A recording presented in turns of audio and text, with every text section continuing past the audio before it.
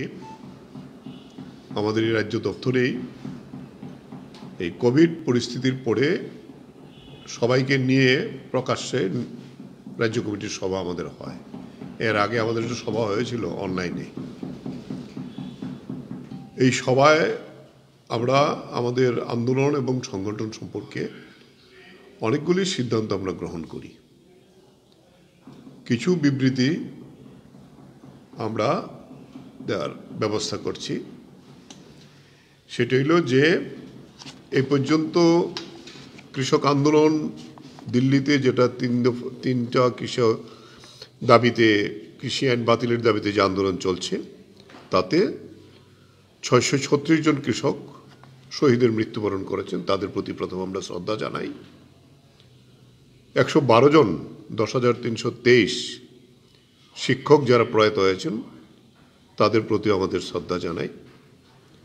তারপরে শ্রদ্ধা জানানো হয় আমাদের রাজ্যের সিপিআইএম কেন্দ্রীয় কমিটির 2 জন সদস্য গৌতম দাস এবং বিজন ধর, ওনাদের প্রতি আমাদের শ্রদ্ধা ছিল। রাজ্যের বিশিষ্ট নারী নেত্রী সরোজ দত্ত এই সময়তে প্রয়াত হয়েছেন। কর্মচারী আন্দোলনের নেতা সুবোধদেব রায়, জয়ন্ত সোম, তাদের প্রতি আমরা শ্রদ্ধা জানাই। আমরা শ্রদ্ধা জানাই প্রাক্তন বিধায়িকা আমাদের রাজ্যের রীতা কর মজুমদার এবং সদ্য প্রয়াত পশ্চিমবঙ্গের মাননীয় মন্ত্রী সুব্রত মুখার্জি, তাদের প্রতি শ্রদ্ধা জানিয়ে নিরাপত্তা পালনের মধ্য দিয়ে আমাদের সবার কাজ আমরা শুরু হয়। সবাই প্রথমেই সভাপতিত্ব করেন আমাদের সভাপতি অঘোর দেববর্মা। তিনি আজকে একটা অন্য কাজে ব্যস্ত থাকাতে তিনি থাকতে পারেননি। আমাদের সহসভাপতি মতিলাল সরকার, তিনি আজকের এই মিটিংয়ে উপস্থিত আছেন। আমাদের এই পরিস্থিতির মধ্যেও উপস্থিতি খুব ভালো হয়েছিল। প্রায় সবগুলো জেলা মহকুমার থেকে আমাদের প্রতিনিধিরা উপস্থিত হন। আমরা ওই যে 3টি কৃষি আইন নিয়ে যে আন্দোলন চলছে দিল্লিতে এবং সারা দেশে আমাদের প্রতিবাদ সংগঠিত হচ্ছে, তার জন্য আমরা 26শে নভেম্বর তার 1 বছর পূর্তি হবে। এই 26শে নভেম্বর দিল্লির 5টি সীমান্তে 5টি রাজ্য, পাঞ্জাব, হরিয়ানা, উত্তরপ্রদেশ, মধ্যপ্রদেশ, রাজস্থান এবং উত্তরাখণ্ড, তারা ব্যাপক জমায়েত সংগঠিত করবেন। গতকালকে আরেকটা সিদ্ধান্ত হয়েছে যে 29শে নভেম্বর থেকে সংসদের অভিযান চলবে, সংসদ চলবে। সংসদের সময়েতে যতদিন সংসদ চলবে 500 ট্রাক্টরে করে কৃষকরা এই সংসদের সামনে বিক্ষোভ প্রদর্শন আসবেন প্রতিদিন, যতদিন সংসদ চলবে। তো এই আন্দোলন তো দিল্লিতে হবে। সিদ্ধান্ত হয়েছে প্রত্যেক রাজ্য এই আন্দোলনকে সংগঠিত করতে হবে সংহতি জানিয়ে। তা আমাদের রাজ্যে যেহেতু নির্বাচন 25 তারিখে, 28 তারিখে আবার গণনা, তা আমরা 27 তারিখে বলেছি আমাদের রাজ্যের সর্বত্র এই 3 কৃষি আইন বাতিলের দাবিতে আন্দোলন এবং ফসলের ন্যায্য মূল্য তার আইনি স্বীকৃতির জন্য যে আন্দোলন, সেই আন্দোলন আমরা প্রতিবাদ আন্দোলন আমাদের রাজ্যে চলবে। 27শে নভেম্বর বর্ষপূর্তি যেটা হচ্ছে আন্দোলনের, এটা আমরা সংগঠিত করব। এটি হলো একটা সবচেয়ে বড় সিদ্ধান্ত আমাদের। এছাড়া আপনারা জানেন আমাদের রাজ্যের কৃষকদের এখন একটা অবর্ণনীয় দুর্দশা চলছে। এখন ধান উঠছে, ধান কাটার মরশুম। সরকার কিন্তু এখনো ধান কেনার কথা বড় বড় কথা বলে কিন্তু ঘোষণা করেনি। এর আগেও সরকার 2 মাস পরে ধান কিনেছিল এবং দেখা গেল লক্ষ্যমাত্রার 50 ভাগও পূরণ হয়নি ধান কিনা। বড় বড় কথা বলছে। ফলে এই জায়গায় বলবো আমরা যে এটি হলো সবচেয়ে বড় মরশুম আমাদের আমন। আমনে খুবই মার খেয়েছে, ইঁদুরে প্রচুর উৎপাত, তাতে ফসল প্রচুর নষ্ট হয়েছে, সেচের অভাব ছিল। যদিও এবার পর্যাপ্ত বৃষ্টি হওয়াতে মোটামুটি ধান হয়েছে।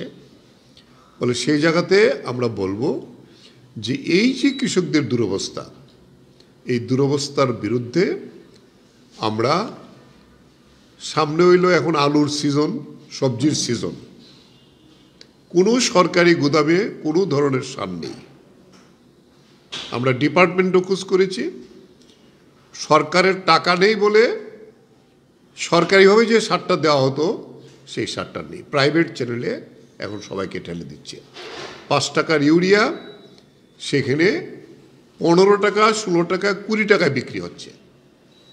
গত পরশুদিন একটা আমাদের রাজ্যের একটা বড় খবরের কাগজেই এই খবরটা উঠেছে। শান্তিরবাজার এলাকা, এটা হলো আলুর জন্য আমাদের রাজ্যের সবচেয়ে বড় এলাকা। ওইখানে আজকে সারের সমস্ত আকাল তৈরি হয়েছে। এই পরিস্থিতির মধ্যে সামনে আসছে বরুর সিজন। পৌষ মাস মাঘ বরু ধান আমাদের রাজ্যের এটা আরেকটা প্রধান ফসল।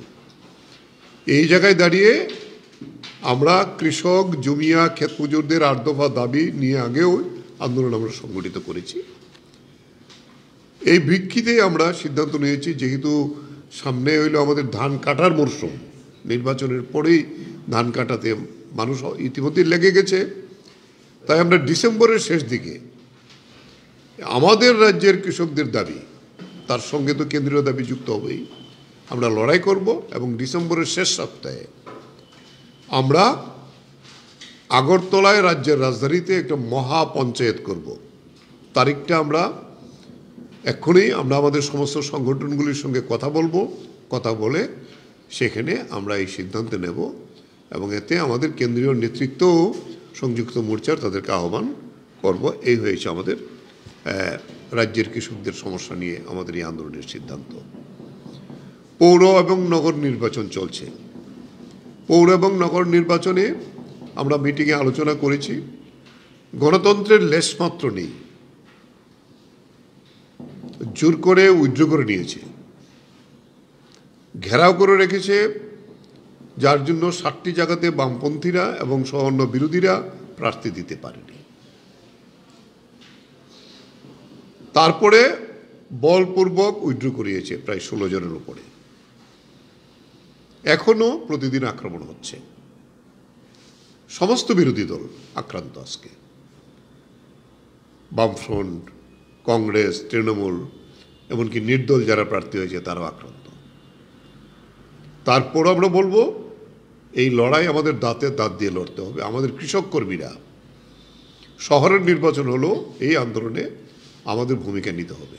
আমরা আমাদের সভা থেকে প্রস্তাব পাশ করেছি, এই সিদ্ধান্ত আমাদের হয়েছে, আমরা ঝাঁপিয়ে পড়ব এবং যে কোনো মূল্যে গণতন্ত্রকে রক্ষা করা এবং মিউনিসিপ্যাল নির্বাচনে আমাদের একটাই স্লোগান, যে যেখানে আছেন যাকে পছন্দ হয় ভোট দিন, বিজেপিকে ছাড়া। বিজেপিকে বাদে আপনার পছন্দ মতো প্রার্থীকে ভোট দিন, এটা হইল আমাদের কৃষক সবার মূল দাবি, যাতে বিজেপিকে পরাস্ত করা যায়। আমরা সবাইকে নিয়ে এইভাবে আমরা আমাদের রাজ্যের গণতন্ত্রকে রক্ষা করতে চাই। সারের এই দুরবস্থার কথা বলছি, নির্বাচন চলছে, তারপরও আমরা বলেছি এই সারের ব্যাপার নিয়ে বিভিন্ন জায়গাতে সারের গুদামে আমাদের কৃষকরা গ্রামে বিক্ষোভ প্রদর্শন করবে। আমরা আপনাদের এরপরেও আমাদের 2টা প্রস্তাব, একটা সারের উপরে আমাদের কেন্দ্রীয় কমিটিও একটা সিদ্ধান্ত নিয়েছেন, আমরাও 2টা লিখিত প্রস্তাবই আপনাদের কাছে তুলে দিচ্ছি। একটা হইল সারের বিষয়ে, আরেকটা হইল আমাদের মিউনিসিপ্যালিটির নির্বাচনের ব্যাপারে। আমরা বলবো যে এইভাবেই আপনারা আমাদের এই আন্দোলনকে প্রচার করার জন্য দায়িত্ব নেবেন। এরপরে আমাদের এই সিজনে আমরা বরাবর আমাদের কৃষক সংগঠনের সভ্য সংগ্রহ করি। সেপ্টেম্বর মাস থেকে শুরু করেছিলাম, কিন্তু গোটা সেপ্টেম্বর মাস 6 তারিখ থেকে গোটা রাজ্যে একটা সন্ত্রাসের আবহাওয়া, অফিস ভাঙা, মানুষকে মিছিল করতে না দেওয়া, বাড়িঘরে আক্রমণ করা, দোকান আক্রমণ করা, রাবার বাগান ধ্বংস করে দেওয়া, মাছ ধ্বংস করে দেওয়া। এর মধ্যেও আমরা অভিনন্দন জানিয়েছি আমাদের কৃষক আন্দোলনের কর্মীদের। আমাদের লক্ষ্যমাত্রা রাজ্যে 2 লক্ষ কৃষকের সভ্য সংগ্রহ করব। ইতিমধ্যেই গতকালকের মিটিংয়ে আমাদের 1 লক্ষ সভ্য সংগ্রহ হয়েছে এবং আমরা দেখছি নতুন অংশের মানুষ, কৃষকরা যারা অতীতে আমাদের মেম্বার হয়নি, তারা ডেকে নিয়ে আমাদের এখন মেম্বার করা হচ্ছে। এটা নতুন সম্ভাবনা আমরা দেখছি আমাদের গ্রামের মধ্যে। তাই এই আন্দোলনকে কে আমরা সংগঠিত করার জন্য আমরা এই সভ্য সংগ্রহ অভিযান নভেম্বর মাসের মধ্যেই আমরা শেষ করব। করে আমরা আমাদের সাংগঠনিক যে কাজ, প্রত্যেক গ্রামে কমিটিগুলিকে আবার পুনর্গঠন করা, গ্রামীণ আন্দোলন যাতে আরও জোরদার করা যায়, দেশের আন্দোলনের সঙ্গে যদি ত্রিপুরাতেও কৃষকরা আরও জোরদার আন্দোলন করতে পারে, এই সিদ্ধান্তগুলো আমরা আমাদের রাজ্য কমিটির সভা থেকে নিয়েছি। এবং এটাকে আরও সাকসেস করার জন্য এই আন্দোলনকে আমরা ডিসেম্বরের প্রথম দিকে আমরা রাজ্যভিত্তিক একটা কনভেনশন করব, করে আমরা সংগঠনকে জোরদার করা এবং আমাদের আন্দোলনকে আরও তেজি করার জন্য, কৃষক আন্দোলনকে আমাদের রাজ্যে আমরা এই সিদ্ধান্ত কালকে নিয়েই আমরা এগিয়ে যাব, এই সিদ্ধান্ত হয়েছে। এই হলো যে বিষয়টা সংক্ষেপে আমাদের কালকের সবার আলোচনা, এটা আমি আপনাদের কাছে রাখলাম। আচ্ছা, আপনি বলেন যে বিজেপি ছাড়া অন্য যে কোনো দলের প্রার্থীকে ভোট দেওয়ার জন্য, তাহলে কি মানে আভ্যন্তরীণভাবে আপনারা কি অন্যান্য দলকেও কি সাপোর্ট করছেন? না, আমরা যেখানে আছি তো বামফ্রন্ট যেখানে আছে আমরা বামফ্রন্ট আছি, যে কোনো জায়গাতে আমরা বলছি। তারপরেও যদি যে প্রার্থী পছন্দ হবে তাকে সমর্থন করুন, বিজেপিকে হারাতে হবে, এই আমাদের মূল কথা গোটা দেশে। হ্যাঁ, না না, আতাত তো হয়নি, যার যার মতো দাঁড়িয়েছে, সুতরাং এইটা তো খোলা, মানুষ ঠিক করবে।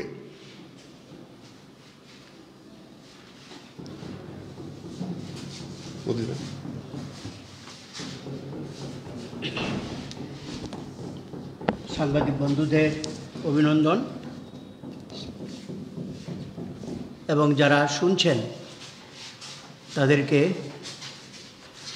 শুভেচ্ছা ও অভিনন্দন জানাচ্ছি। আমাদের রাজ্য সম্পাদক গতকালকের মিটিংয়ের বিষয় আপনাদের কাছে বলেছেন, পুনরাবৃত্তি যাতে না হয় তার জন্য বলছি যে একটা বিষয়ের উপর আমরা জোর দিচ্ছি। কৃষকের যেসব সমস্যা সারা রাজ্যে নিদারুণভাবে কৃষককে অসুবিধার সৃষ্টি করছে, যেমন সার বীজ, জলসেচ, রাজ্যের অধিকাংশ জলসেচের পাম্প এবং লিফ্ট এগুলি বন্ধ, লিফ্ট ইরিগেশন, সার বীজের আকাল, মানুষকে বাধ্য হয়ে বেসরকারি দোকানপাটে যেতে হচ্ছে। কাজে সেদিক থেকে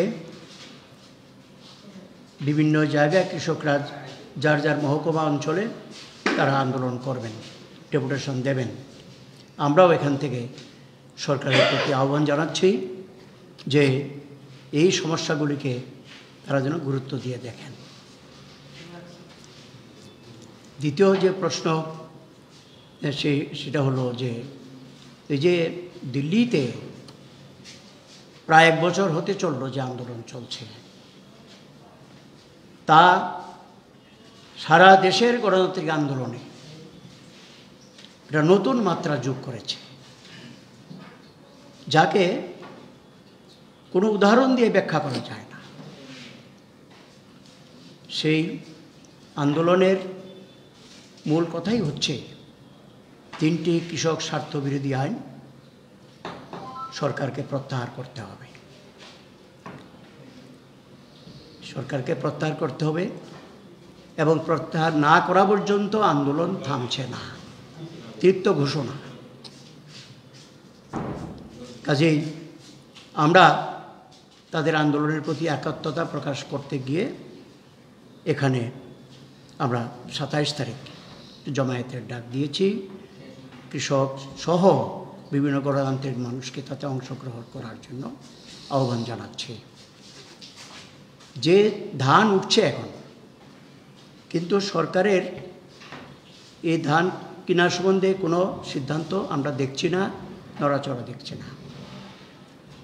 আমাদের রাজ্য সম্পাদক বলেছেন, তার কারণটা হচ্ছে ফরিয়ারা কিনে নিয়ে কেন, ফরিয়ারা কিনে নিয়ে সস্তায় মানুষ বিক্রি করতে বাধ্য হবে, তারপর সরকার আসবে, সরকার এসে কৃষকের কাছে পাবে না, ফরিয়াদের মাধ্যমে কিনবে। এটাই হয় বিভিন্ন বছরে আমরা দেখছি। কাজে আমরা আগাম এই দাবিটা জানিয়ে রাখছি, এক্ষুনি সরকারকে কৃষকের এই ফসল কেনার জন্য উদ্যোগ নিতে হবে, হ্যাঁ, এবং তার জন্য কৃষকরাও বিভিন্ন এলাকায় আন্দোলন সৃষ্টি করবেন। আপনারা আমাদের সাহায্য করুন এবং সেই বার্তাগুলো যাতে সকল মানুষের কাছে যায়, হ্যাঁ, সেইভাবে সাহায্য করুন। আপনাদের ধন্যবাদ।